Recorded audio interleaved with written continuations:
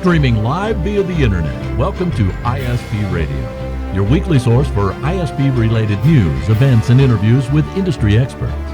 If you deliver internet via fiber optic, wireless, coax, or any other way, you're in the right place. Chat live with us weekly via ispradio.com every Wednesday at 11 a.m. Central Time. And now a brief word from our sponsors. Link Technologies, providing ISP consulting, support, and hardware for wireless ISPs. TowerCoverage.com, providing online RF coverage maps. And now your host for ISP Radio, Steve Grabiel and Dennis Burgess. Welcome to another edition of ISP Radio. I'm your host, Steve Grabiel, broadcasting from Moriarty, New Mexico in the office here. And Dennis Burgess is broadcasting and producing the show from St. Louis. So out here, it's been an interesting week. Monday started off with 70-mile-an-hour winds. Tuesday was probably 50.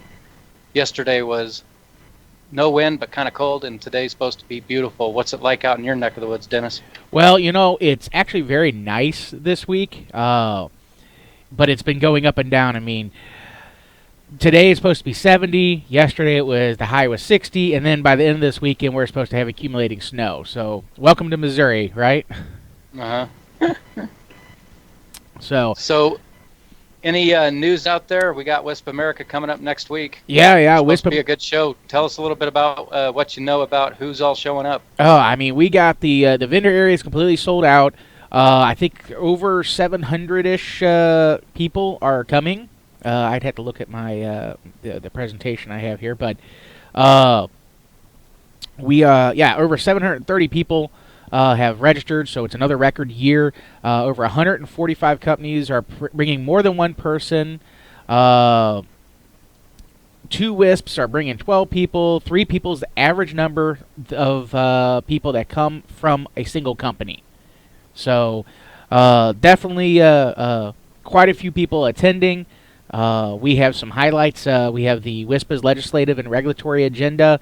We have the Wednesday Animal Farm show. So in case you didn't know, WISPA invites, I cannot think of the guy's name, Chuck McCown from Beehive Manufacturing. He started Animal Farm, and we invite him down, and we basically have the Animal Farm show at WISP America.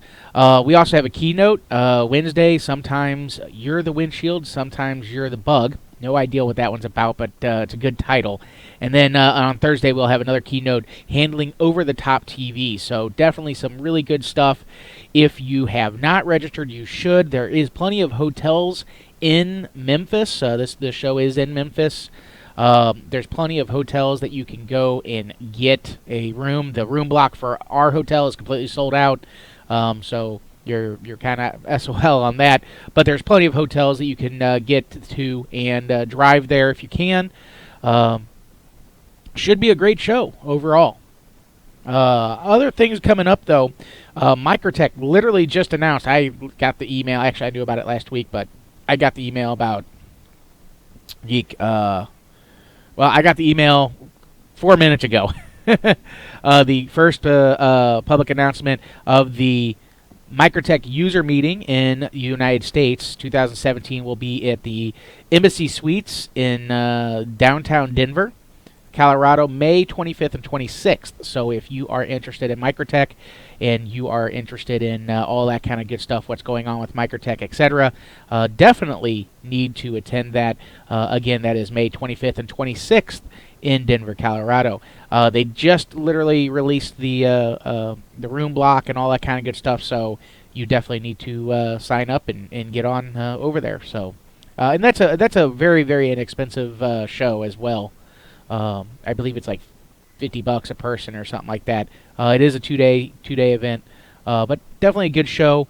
I get to see a lot of people that I only get to see one time a year whenever I go to a MUM. So I really enjoy going to the MUMs as well.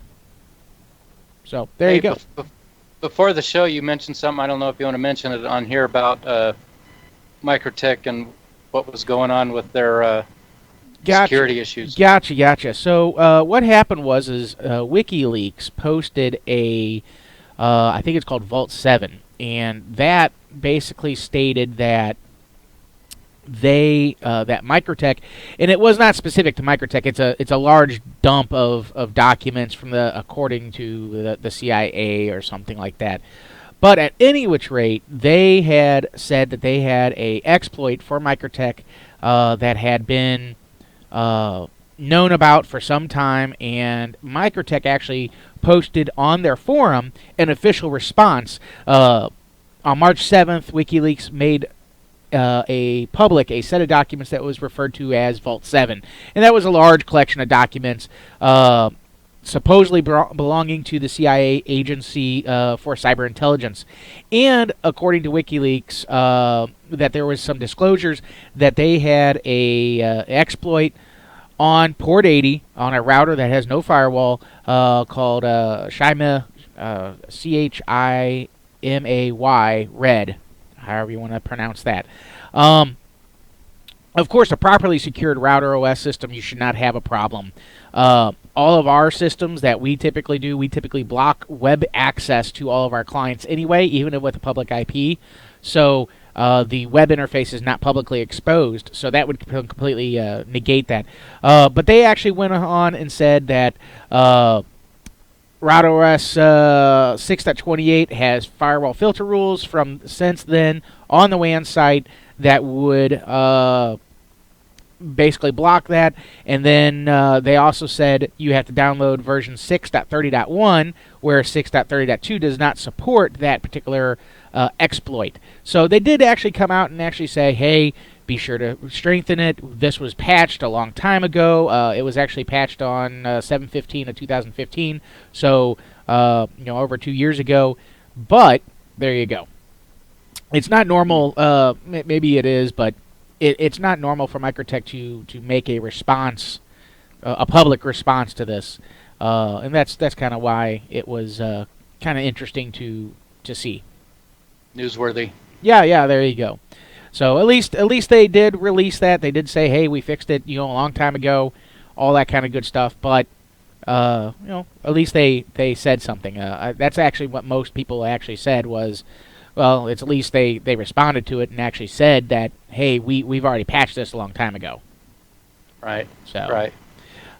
Proper security practices. Matter of fact, I am going to be giving next week 2:15 p.m. On Tuesday. I am going to be giving the network security technical panel. I will be on that, and I will actually be talking about common ways to protect against denial of service attacks, number one, but also getting through what do you really need to do for your clients and for external clients. What do you need to firewall? What should you firewall? Things like that. So definitely a good presentation. 2:15 on Tuesday. That's when that one is. Otherwise, we also have a tower coverage Q&A at 3:30 p.m. on Thursday. That's part of the Animal Farm project as well. So there you go. Other than it's supposed to get cold here by this weekend. Right. Well, on the show today, we have Dennis and Craig of Radwin. Dennis is the general manager for North America for Radwin, and Craig is the regional director of professional services for North America. Gentlemen, are you there? Yes, we are. Well, good day.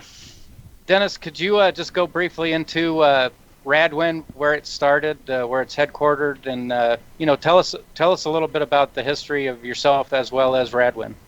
Sure, Steve. First of all, thanks for having us on the show. We're really excited about the opportunity to be on your broadcast. Just a little bit about myself. Been in telecommunication almost 30 years, and half of that has been in the broadband market, broadband wireless access market. Started out at Motorola back in 2002. I was one of the original members of Canopy, and been in the, like I said, been in the business for the past 15 years. With me is Craig. Craig, you have a very extensive background as well. Why don't you introduce yourself? Hi, hello everybody. Craig Muller here, and I started out in the Army back in the mid-'80s doing satellite communications. Moved on through various parts of life, and then started doing sub-6 gig in 1999-2000 timeframe, and was privileged to be part of a company called Airband for 7 years, building out some large metro ISPs in the Southwest and in the Northeast, which brought me here, and spent a little time in distribution, and been with Radwin for 3 years now, and having a lot of fun. Very good. So yeah, Radwin is part of the Rad Group. So it's a $1.2 billion company. Radwin actually started out in 1997. So we just had our 20-year anniversary, and we're really excited about that. We started out as an engineering company, developing products for other companies. And then over time, we developed a point-to-point radio and followed up with a point-to-multipoint radio. Can you go back a couple of slides? Thank you. We initially started out with our point-to-point radios, really geared towards service providers around the world. And initially it was service providers, tier 1 carriers, and over time we migrated to service providers. Again, original product was our point-to-point radio. Several years ago we came out with our point-to-multipoint radio, and we're equally distributed around the world, 160 countries. A lot of those, again, are tier 1 carriers, service providers, and we have worldwide offices. Our headquarters is in Tel Aviv, and our next slide is actually a picture of our building. Most of the people on our team are engineers, so we have about 250 people. In that building is our engineering department, marketing, and also our manufacturing, which I'm a former manufacturing guy, so I get pretty excited about that. I don't know many companies in this space or larger companies outside this space that actually manufacture their own radios. So we're very proud of that. We're able to control our quality, able to control our production, and it works out very well for us. So is manufacturing in Israel? Yes, it is. So all our manufacturing is Israel. If you walk into our building, I hope you get an opportunity to visit us. In our sub-basement is our manufacturing facility. So you'd be able to see our, chip placement machine, wave solder, testing, assembly, the whole thing. So again, it's very unique. If we have an engineering run, for example, we stop the line and we run our engineering sample. If there's a quality issue, we're able to stop the line and fix that. So again, we're able to control that that whole process from the parts to manufacturing to our distribution and delivery within North America. We do have an office in North America. It's based in New Jersey. I have an office there as well, and I have a small warehouse and people that work in our facility in New Jersey. Okay. So just some of the tier 1 carriers that we're working with around the world that have used our product.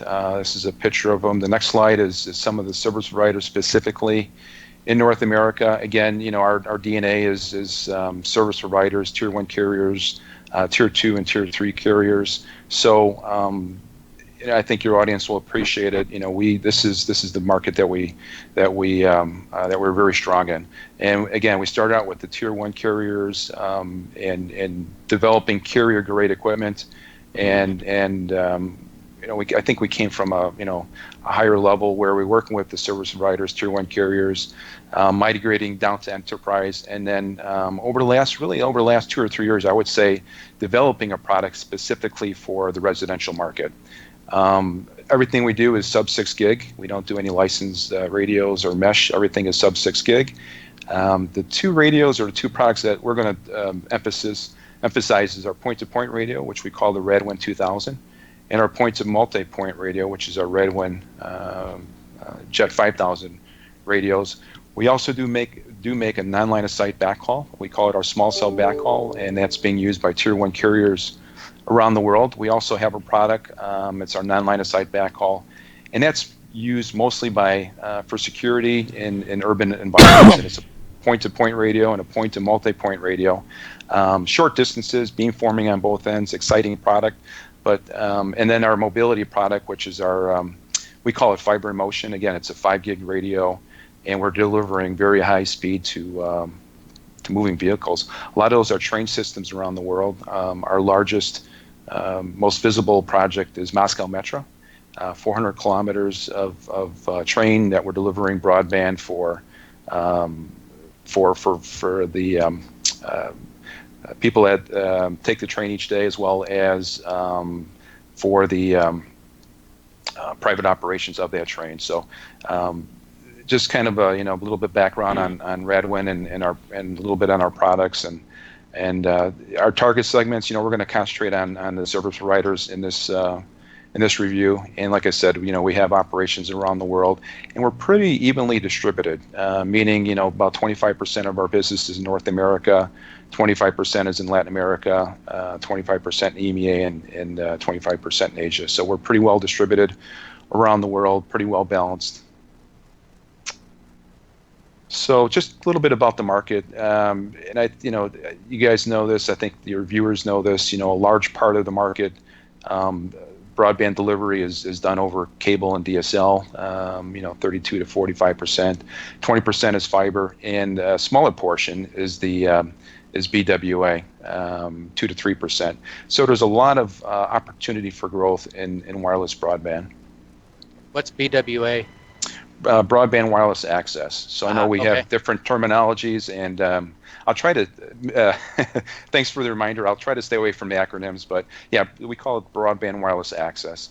And what's driving that? Really, the new videos, not new videos, but Netflix and YouTube and others driving that IP traffic, which is taking up a lot of the available bandwidth at each of the service providers, and we're seeing 30% growth of that. So that's not going to stop. And what's needed is more and more bandwidth, right? Each, as you guys know, your customers, each customer needs more bandwidth each year. Recently we see some CAF2 funding, so we have the government specifically in the U.S. driving some of that rural connectivity, right? So there's the CAF2 that we've seen a couple of years ago, and that's being rolled out, and that's been already awarded to a lot of the cable operators, 6 or 7 of them, 8 of them. And then there's the CAF_ACAM, that's another $10 billion of funding that's being rolled out to telcos throughout the U.S. So there's different government funding, and we're seeing a lot of that to bridge that digital divide. Steve and Dennis, when I started in this business back in 2002, we talked about bridging the digital divide, and it's amazing. 15 years later, we're still talking about the same things, but we're talking about different speeds and feeds now, right? Back then, it was if you got a meg or 2 meg to a customer, they were happy. Now it's it's at least 10 meg. If we look in the BWA market, 80% of the wireless broadband market, the operators are delivering 10 meg or less. And that was, that's been okay, but it's not going to be okay really today and going forward. Government with CAF2 and other initiatives said that 10 meg is the minimum, and soon to migrate to 25 meg. So there's a lot of catching up to do to upgrade those networks and to reach those rural customers across the U.S. We are in an industry where enough is never enough, are we not?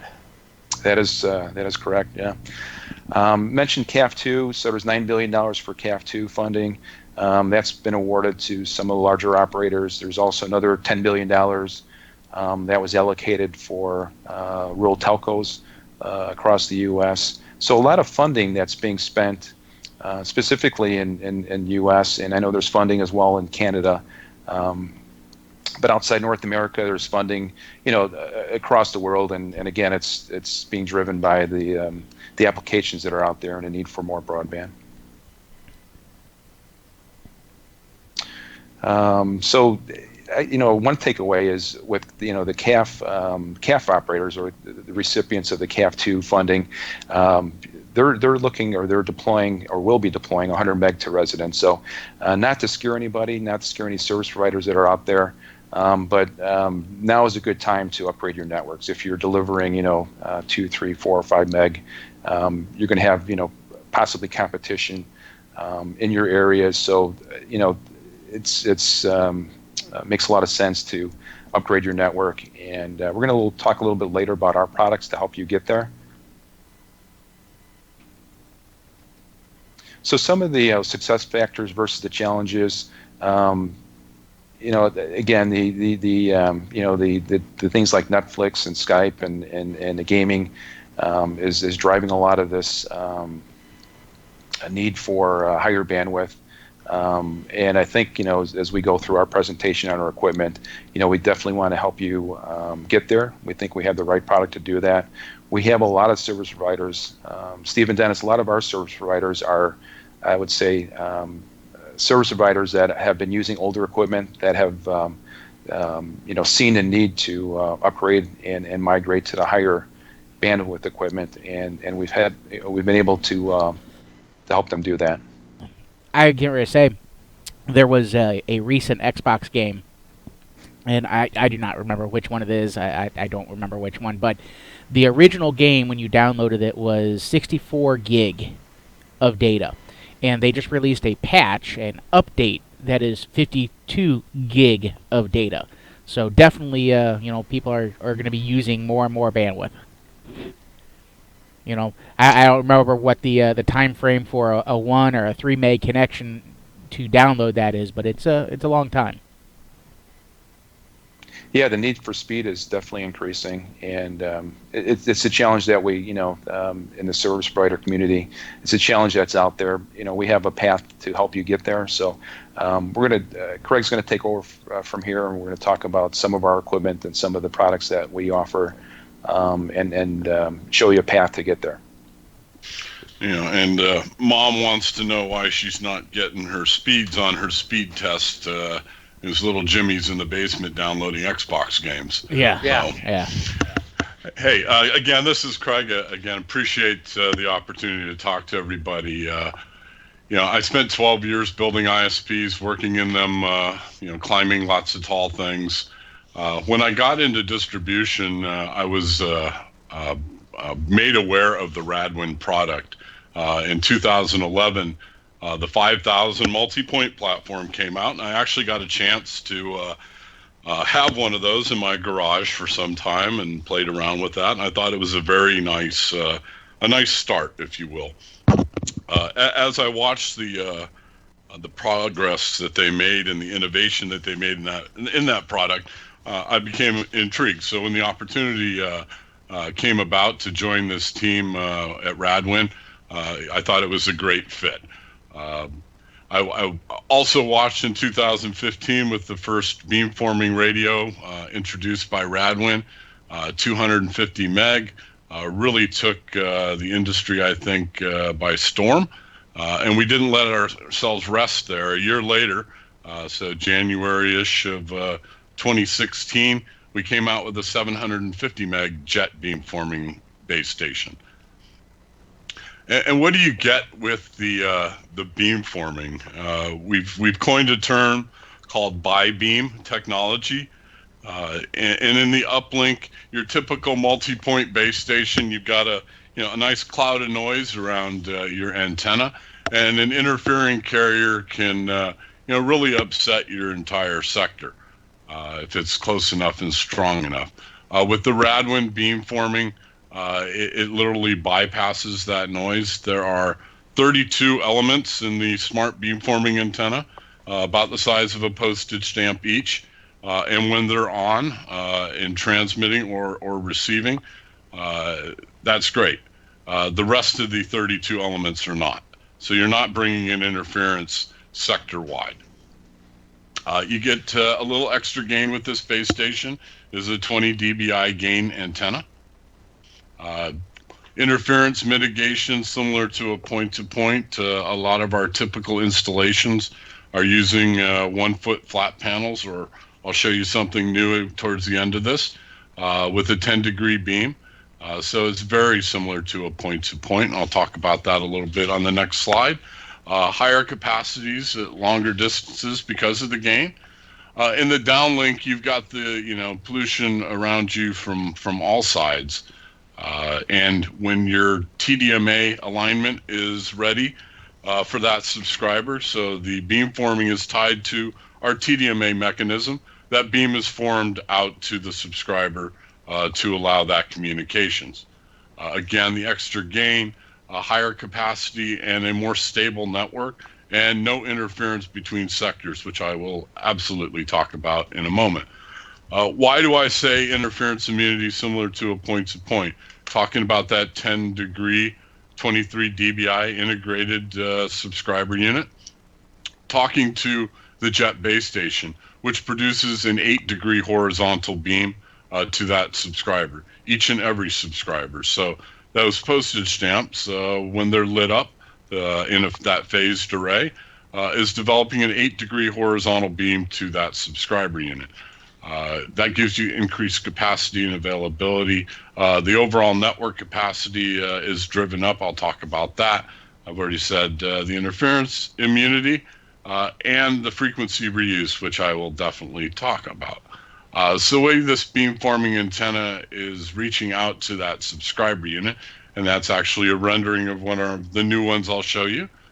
And each subscriber unit is fed a beam tied to the TDMA mechanism, a steerable point-to-point like beam.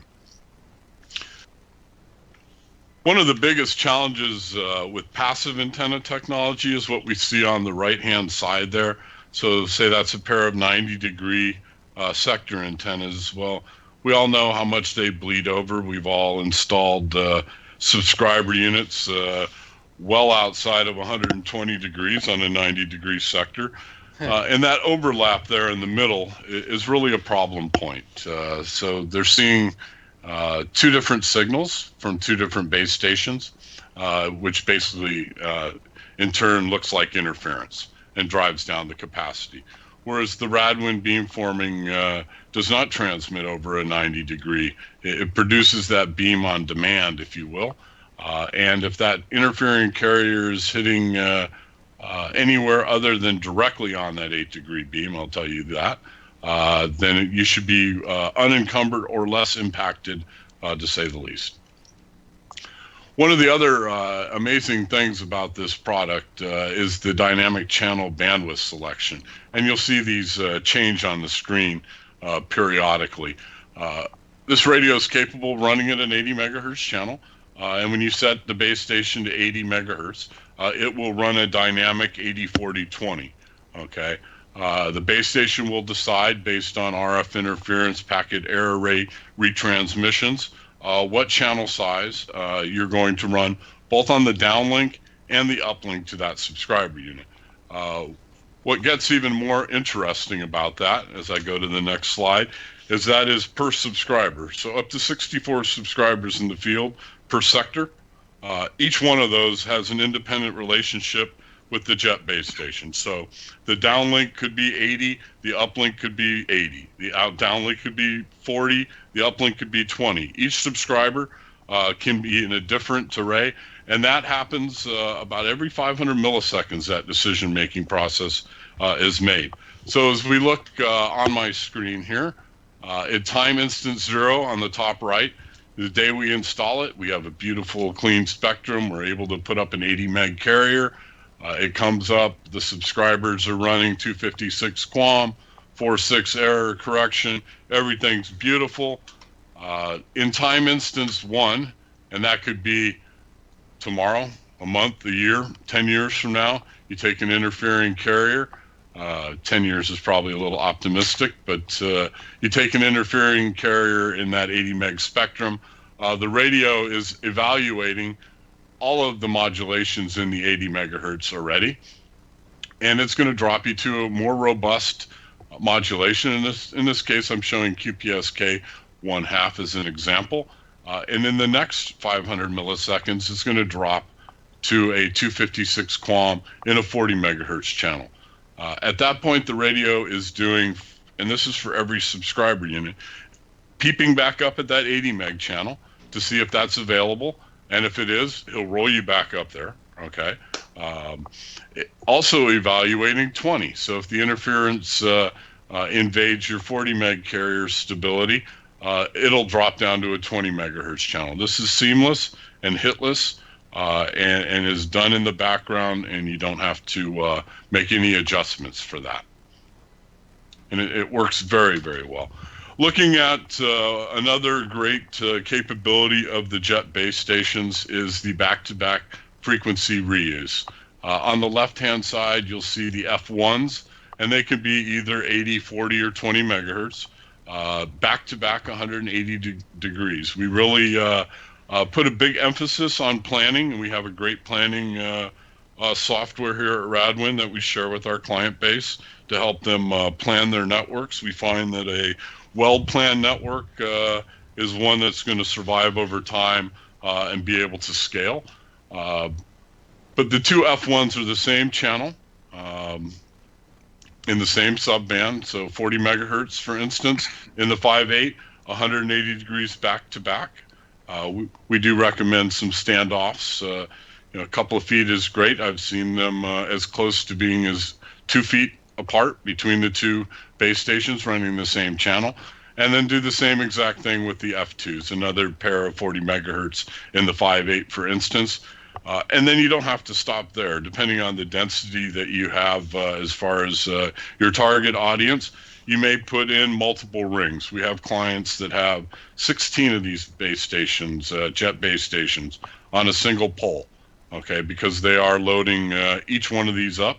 And in some cases, they've got only 3 in one direction based on client need and density, but they're doing 5.8, another ring of 5.1, another ring of 5.4, another ring of 5.2 below that. So obviously, the 5.2 and 5.4, they're hitting their close-up clients typically, and looking to keep obviously the highest modulation.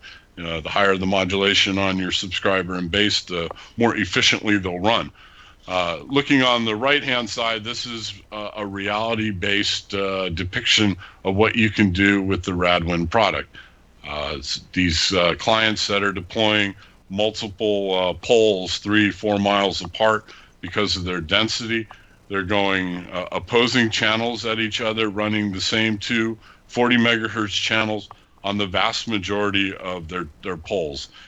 So we're talking, 30 electric poles, telephone poles, 65 to 85 feet vertical, and 5 feet between rings. 3 to 4 miles later, they have another pole with the same exact setup, looking, very, very similar to the reuse we have here. This Jet was adopted very well since its inception in 2015. The big thing is we have 12 clients with more than 100 base stations globally, and it's really picking up, and we do appreciate that, and we're here to support it. One of the things, I wasn't a big show guy until I, got into distribution, and then I shied away from it even then, but I've been going earnestly over the last 3 years that I've been at Radwin.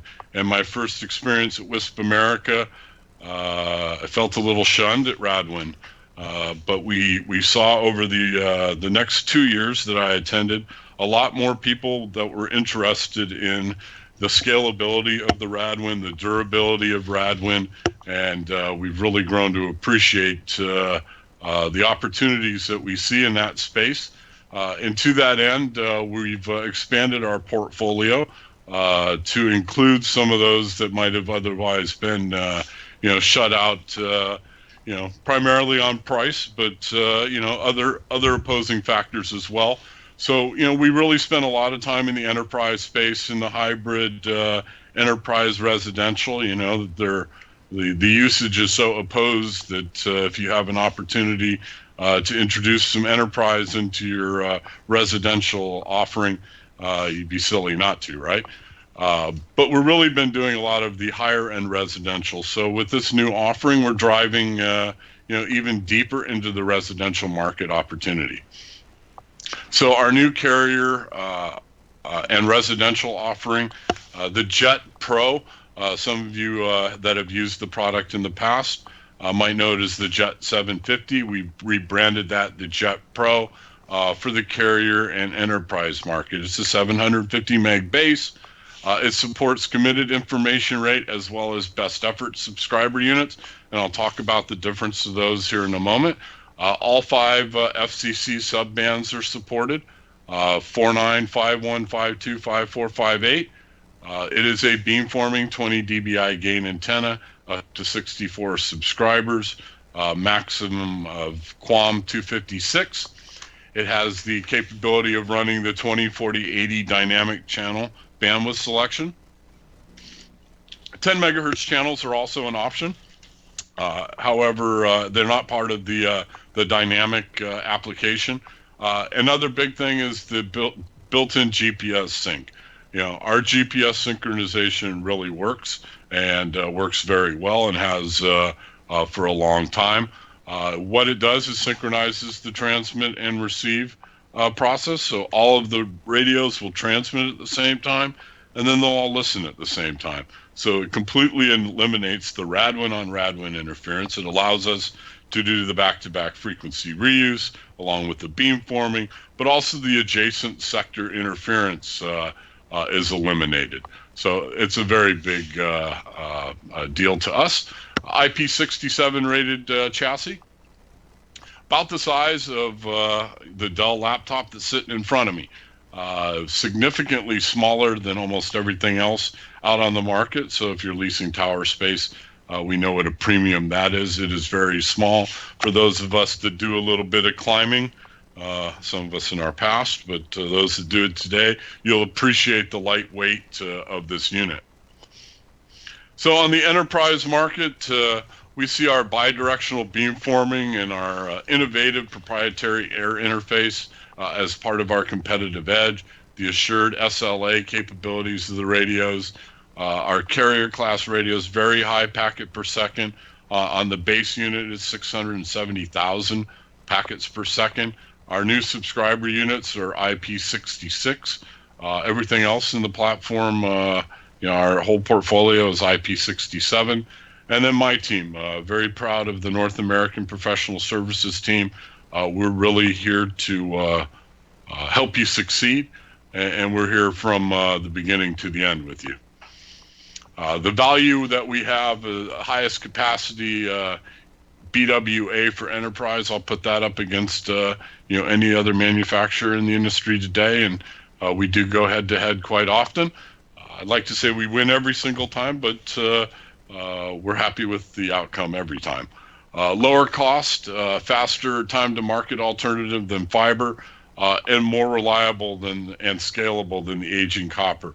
It is very interesting to watch the cable companies and those with copper plants eke out the last remaining capabilities out of those facilities. It's a testament to the technology. It really is. I'm quite impressed with that. But we will compete with those very, very well. The Pro platform allows you two different service types. The SLA for enterprise, which will show up as CIR in the configurations, and then a oversubscription service for residential. You don't have a minimum commitment. You can still set maximum information rates on both the uplink and the downlink, just as you can with the CIR radios. This is the new subscriber unit and the new form factor. It's about 6 by 6 inches. It's very small. Comes out of the box 25, 50, or 100 meg, upgradable with a license key between 25 to 50, 50 to 100. Supports all 5 FCC bands. This unit can be SLA or best effort. QAM 256, the same channel sizes as the base station, layer 2 networking. It is a 16 dBi integrated antenna. We have a slide-on antenna extension that I'll show you that'll take it up to 22 dBi. I think it's quite innovative. And also equally as innovative is our new automated installation using the smartphone. We have an assist tool for doing your alignment. I've been testing it out in my yard out here in Maryland, and I'm quite impressed with the capabilities. And this is an IP66 device. We also have, and this is about a year-old product. This is our ultra capacity line of subscriber units. So we actually have some higher end residential deployments utilizing this. We see utilities utilizing these radios with great success. They come out to 100 and 250 meg, upgradable from the 100 to the 250, the same bands, the same 256 QAM, 10, 20, 40, 80, 23 dBi integrated antenna or connectorized. So for those that have some longer requirements as far as distance goes, bring your own antenna. We do offer antennas, but Radwin's a radio manufacturer, and ask us and we'll tell you. IP67 compatible with all the base stations that we offer. And then we've come out with a residential offering. The beamforming, we really like the fact that we're able to bring the beamforming down a price notch and offer it to people, because we believe that the capabilities of this radio give you a fiber-like experience in the BWA. You can increase your ARPU. You have opportunities to do that. Peace of mind. A big thing that I actually added this to the slide deck because, operating an ISP for 12 years, peace of mind was pretty short on supply sometimes. Reliable equipment and a company that stands behind you is a big deal. And we really believe that deploying a Radwin network increases the equity of that network. So we'd like to talk to you more about that down in Memphis next week. Our bidirectional beamforming and our air interface, less infrastructure with much more capacity, higher class of radio, operational simplicity with the wind touch and turbo gain, and again, my team.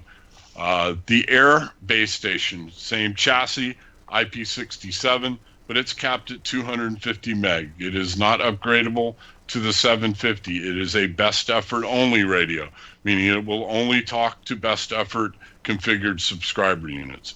It is 4.9 to 5.9, all 5 bands, 20 dBi gain, 64 subs, QAM 256, the built-in GPS, the IP67, it's all still there, but it's for this subscriber or the Pro subscriber configured as a best effort. We'll work on it as well.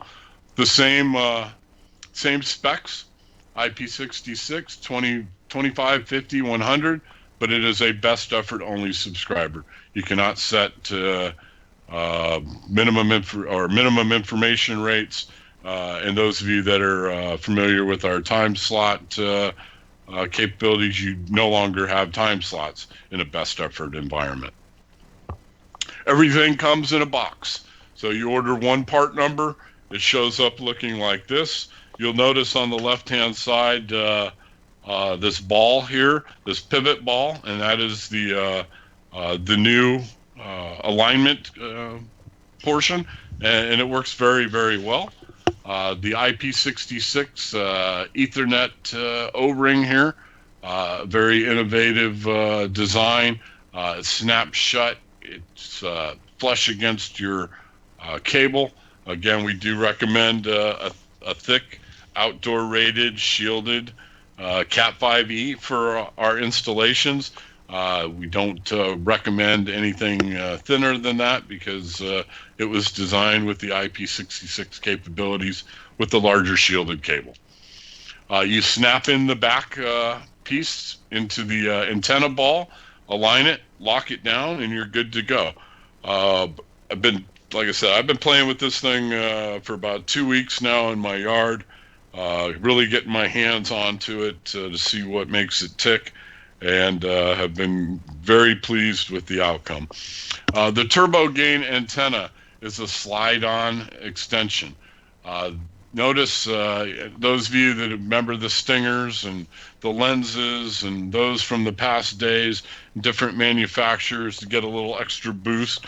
Very, very similar, except this one screws into place.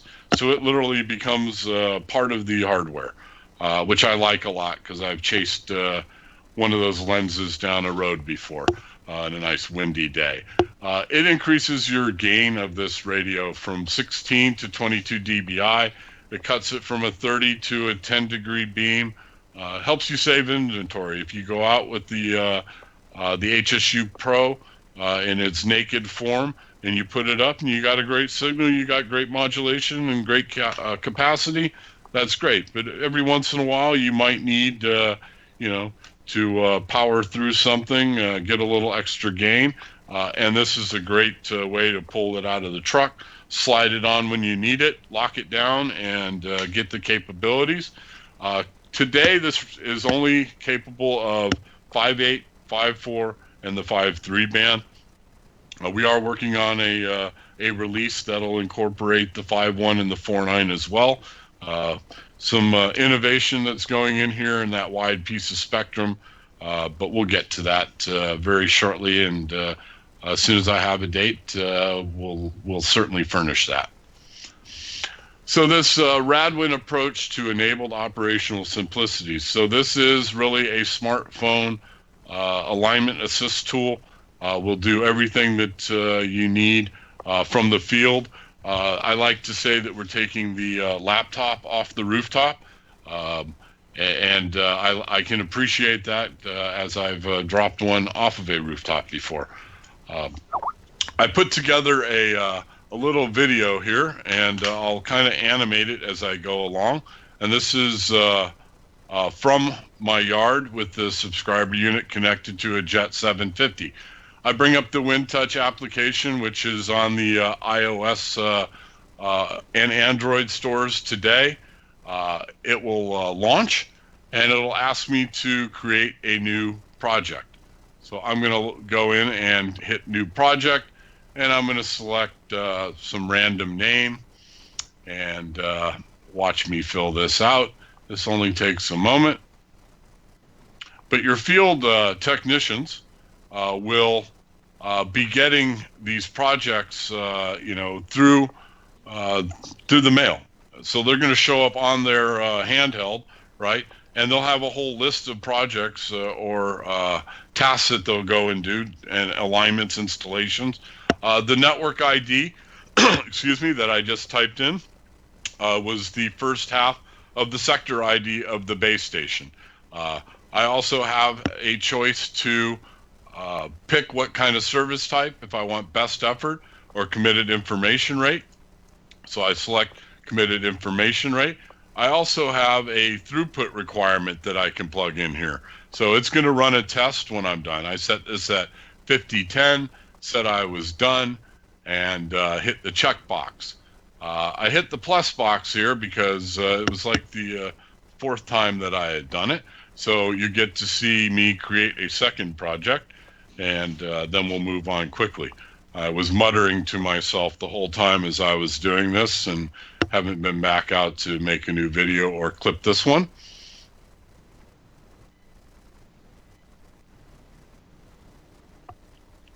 So at this point, I have my my throughput capabilities that I want. I click on Field Test, click and make a new work order.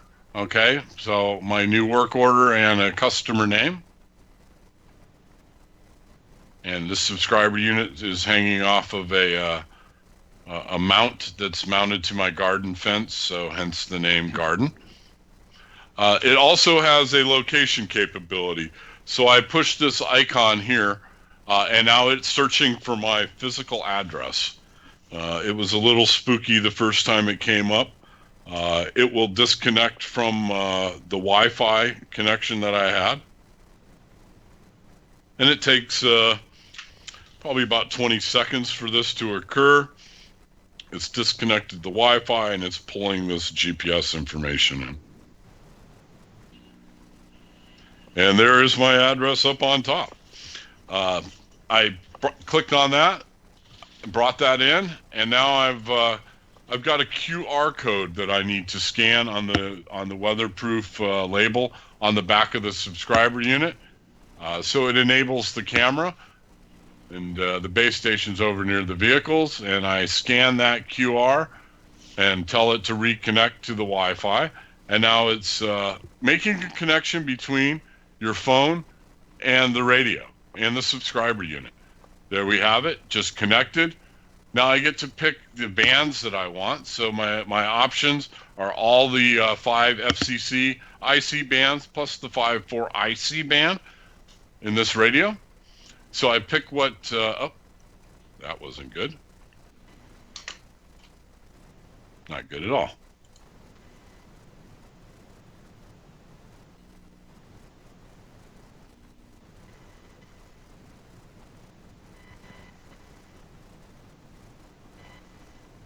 Apologize for that. I pick my frequency and then my channel bandwidth, so I can pick the 10 standalone, or I can pick the 20, 40, 80 auto, which is probably going to be the most common. And then I can scan up to 6 frequencies in that subband. I started my my calibration here. You want to start your antenna 90 degrees perpendicular to the ground. There's a gimbal inside of this subscriber unit, so when you start there, you know where you're at. The next page, while you're doing the alignment, I'm slowly scanning from right to left in this case at the 90-degree edge. So I've got 3 different bands here. So this is the flat, this would be down tilt, this would be up tilt. And the blue means I'm seeing signals. So as I slowly pass through over maybe 10 seconds, I'm going to see all the signals that are there. I'm close enough where, you know, every quadrant is going to show me a signal. Once I find that, it's going to, the best location, it's going to drive in and explode a larger view of that sub-sector segment. And you see that here. As I move across that, you're going to see a blue show up. You see that blue background. Now I get a best and a current RSS. It asks me to lock the antenna, so I'm going to lock it down and hit continue. And then it's going to start its throughput test. So this takes about 30 seconds, and it will complete that. And it will now report what your aggregate capacity is. 207 meg, I hit complete. Wow, that thing's running a lot quicker than normal speed here. And I'm allowed to send off an email. Reporting back that I installed this device at this band, at this channel bandwidth, the frequency, my actual throughput, and who it came from. One of the things that we did not get rid of was the legacy 5200 base station. We still think it's an important part of the BWA ecosystem, and but we've rebranded it. We've reduced the price to make it extremely competitive, and these units are still available in a Pro and an Air platform, SLA and best effort on the Pro side. Just best effort on the Air side, 250 meg, 32 subs, QAM 64, 40 megahertz channel, and needs an external GPS unit, which we also provide. But these are still available and will be for the foreseeable future. You know, our goal here is really to help drive revenue for our clients. And drive their client satisfaction. Driving down OpEx on a common platform, you know, driving down your tower rental fees, maintenance, and especially the call rate to the help desk. Notice that client satisfaction and call rate, you know, are at the opposite ends of that. So they are very much tied together.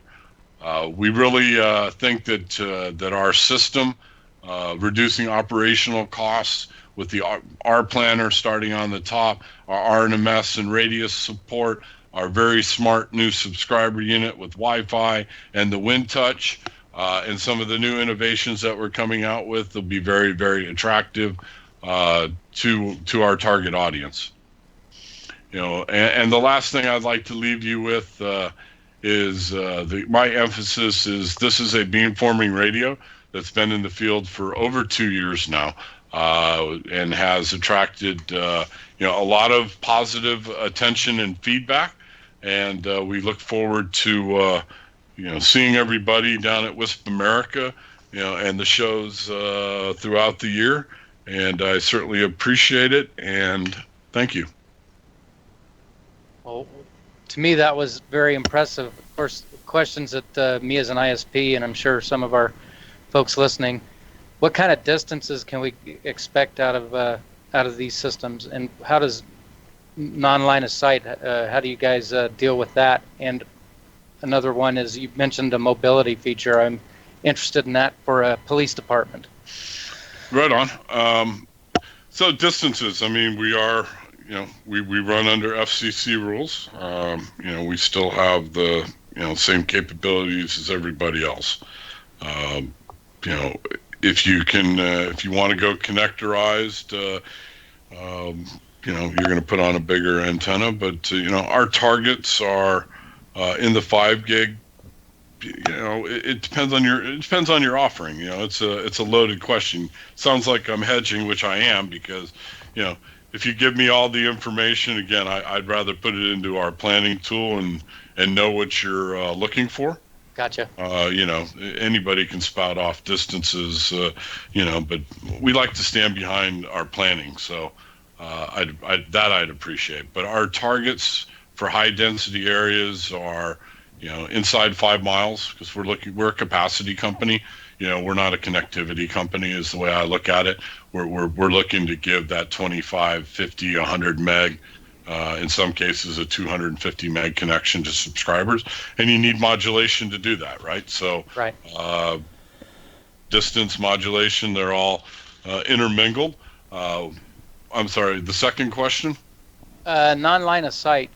Your picture there shows a bunch of trees. How does it work in that situation? Yeah, that picture was back before when I was still a young man a couple of years ago, before I came to Radwin, and I was on a 300-foot tank, so I was well over the trees. How does our product work in foliage? I've not seen a 5 gig work any better than what I've seen the Radwin perform. I've seen us even out in bake-offs where people are running, 3 gig, and I thought we did very well. We do have a 3 gig product as well. We weren't highlighting that today because our new subscriber units are in 5 gig flavor only, but that's not for long. We're waiting on some of the decisions from my friends just south of me in Washington. To unleash our new 3 gig product with all the functionality that everybody's looking for. And we're very bullish on that as well. Mobility is an interesting deployment. We've done several moderate-sized mobility deployments, including for some metro police departments. It is using the 5 gig band. And it is using our 5000 platform, and it's not the beamforming platform, which there's very good reasons for that.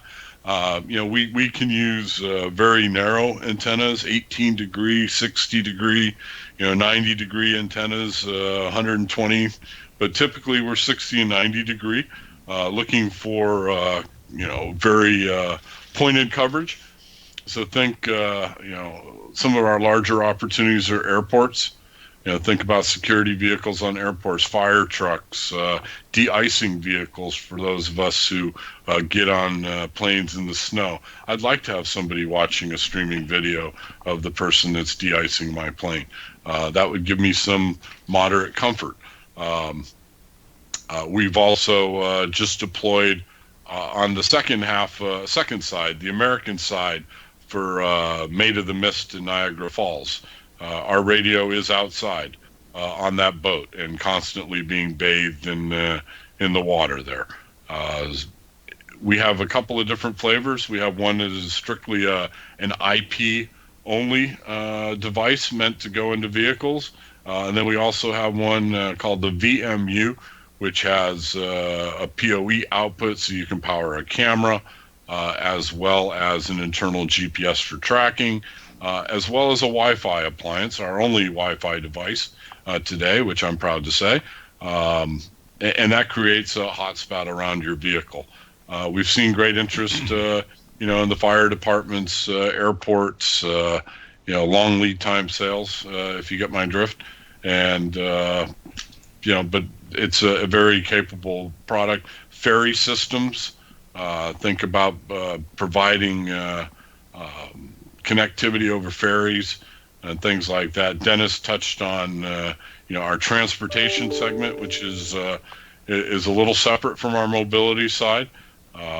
In our trains, and he mentioned Moscow. One of the things that jumps out at me about the Moscow is 200 terabytes of rider Wi-Fi data per day goes across the Radwin network there.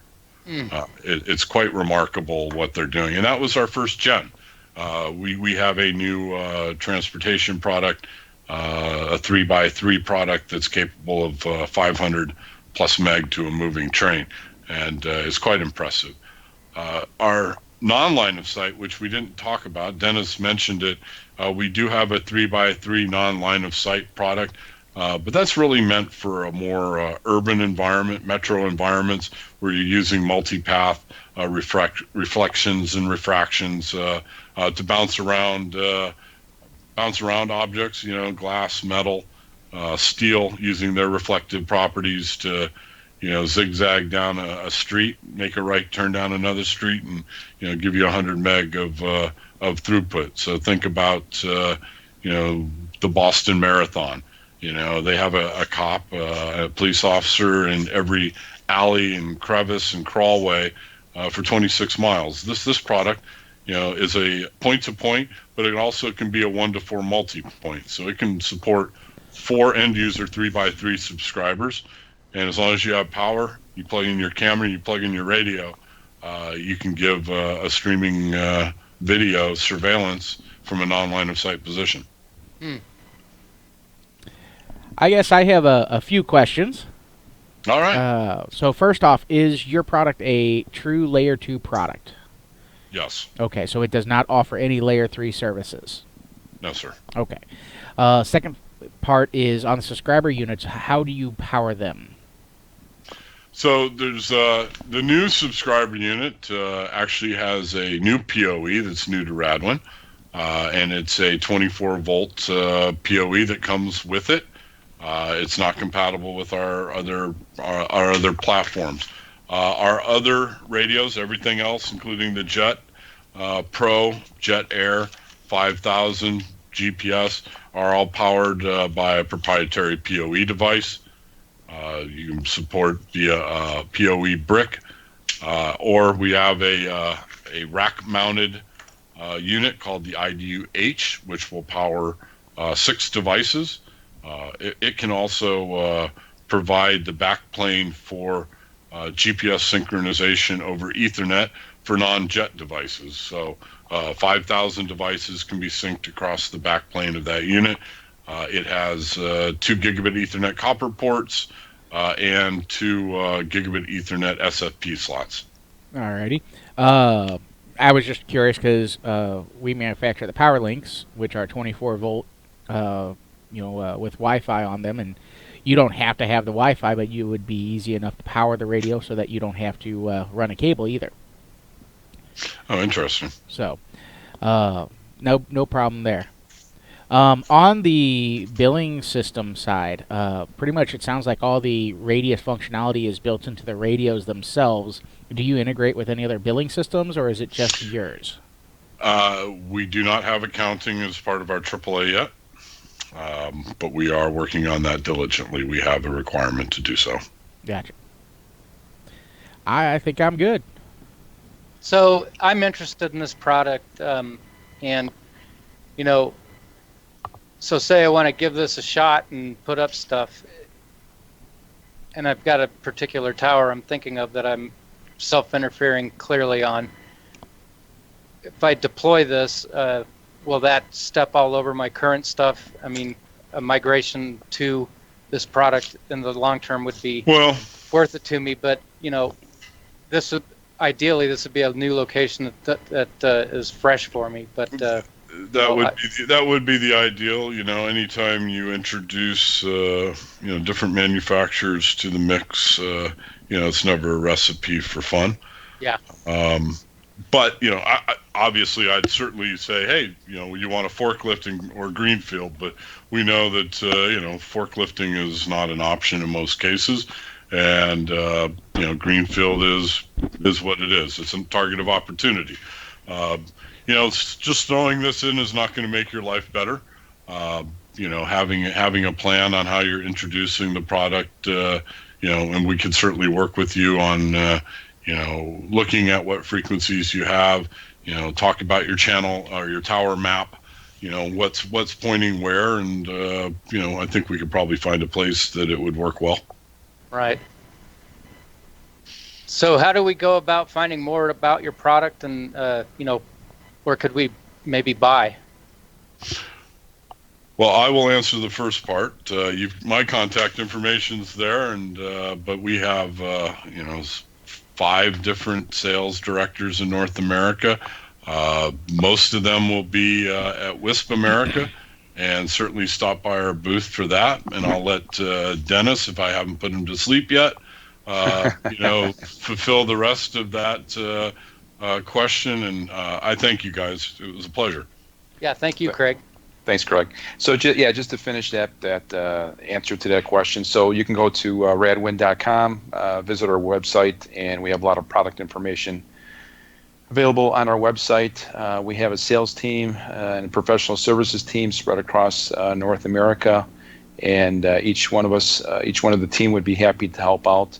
Or you can send a question into sales@radwin.com. As far as our distributors, we have distributors across North America that carry the product, a lot of the product, and we also have tier 2 partners that are system integrators and that also carry product as well for the different projects that they work on. Does that answer your question, Steve? Yes, it does. Okay.